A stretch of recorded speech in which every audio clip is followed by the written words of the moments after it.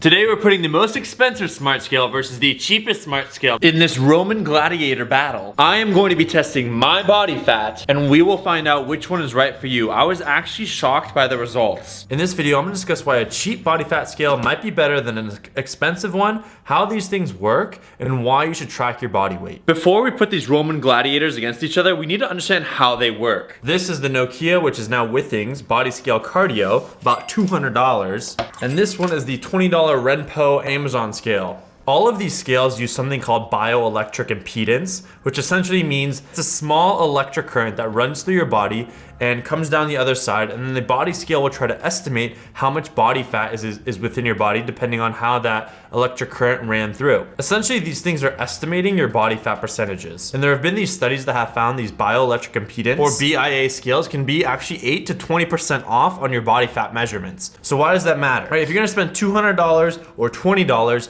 both of these are gonna be incorrect, so why not spend money on the cheaper one? Why even buy one anyways? Actually noticing the trends on some of these devices can be valuable. If you start to see an overall trend that's upwards in your body fat percentage and that is not your goal, then you can start to adjust your lifestyle and behavior to adapt to that and be like, okay, what do I need to change in my life to start going down or maintaining my body fat percentage? The same thing goes for body weight. What gets measured gets managed. And there was another study that showed that if you actually consistently measure your body weight and you start to notice that you're going out of the bounds of your ideal and / preferred body weight, then people would act upon that behavior and start to fix their lifestyle choices. And I think the same thing will apply to your body fat percentage. Now, my preferred way to get a somewhat accurate body fat percentage is to use a Dexa Scan. I'll typically use this company called DexaFit in Orange County, and they're quote unquote the gold standard. It's kind of like a mini x-ray that's the same amount of x-rays as you're doing a flight from New York to California, and it allows me to get a little bit more accurate data.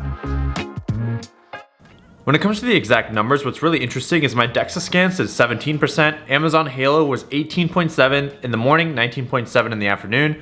My Withings Smart Scale was 14% and 17% in the afternoon. The Withings had higher differentiality, range between 14 and 22% body fat, which is pretty big. I did a second Dexa Scan and I got 18% body fat, and then comparing to the Renpho Smart Scale, it was 15.5, so off by 3%. But the Renpho has really fluctuated between 15 and 16% in the past couple months. I don't know, I would potentially trust the cheaper one a little bit more. The best way to find out your body fat percentage is to do an autopsy. The second best way is to use a cheap body fat scale. But when it comes to daily measuring, this Withings body cardio scale versus the $20 Renpho scale can give you the same exact information that you want. They're both going to be inaccurate, and knowing that information, you can go into weighing yourself on a daily basis to be like, okay, it's going to be a little bit off, but as long as I'm understanding overall trends, it can be helpful and valuable to my overall lifestyle choices. Not only can the scale itself be slightly inaccurate, but there are certain variables that can actually adjust how your values are interpreted by these scales. So when you are weighing yourself, there are some things to keep in mind. Your gender, ethnicity, the environment you're in, underlying medical conditions, pregnancy, where you store fat in your body, your age, height and stature, when was the last time you trained, and how you're actually standing on the scale itself. And also, when was the last time you ate, used the restroom, last time you drank. All of these factors can impact how the scale interprets your data. So ideally, you want to make sure that most of these variables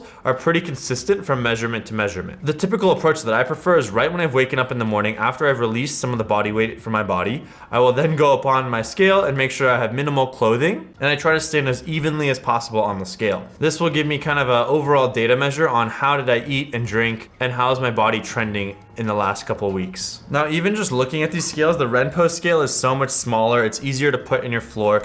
Ideally, you want this to be on a hard surface so that way these can be on that surface nice and flat, because if you're trying to measure on carpet, that's going to cause some more inaccuracies. The Withings is obviously a lot larger and heavier. It is USB chargeable, whereas this one uses AA batteries. They both connect to Wi-Fi, they both connect to my iPhone on an app, and they both pull in my measurements into Apple Health. So when it comes to features, they do the same exact thing. One is 10 times the price. They'll get the main one, body weight, and then you can get body fat, and then body water, body mass, muscle mass, all these other variables that are kind of estimated, and you just need to take everything with a grain of salt. Now, there are two things that I've really been wanting to try out. First is Naked Labs. They have this thing that measures your body at home, and it's like a smart scale that you stand on, and it 3D scans your body and estimates your body fat percentages, as well as a whole bunch of other things. It looks really neat, and iJustine has actually reviewed it, but they've been temporarily out of stock forever. So who knows? That's probably never coming out. The next one is the new Withings Body Scan. This is really freaking neat. It's a connected health station, they're calling it. and they have this little bar that comes up that you will grab and hold on to get closer body composition measurements than before. I think it's still gonna be slightly off, but this will get you a little bit more accurate and it could be interesting. I'm not 100% sure. The $20 scale might still be better than this. It also has a whole bunch of other variables like your vascular age, a 6-lead ECG, nerve activity assessment from your feet. This could be interesting. We'll have to see what happens when it comes out later this year. Highly recommend buying a scale, $20, make it cheap, and have it integrate with your Apple Health app because it can sync with all your other smart apps. If you're trying to lose body fat, gain muscle mass, get more lean, find just the routine to stay fit, I highly recommend you go watch my review on Future, the remote personal trainer right here.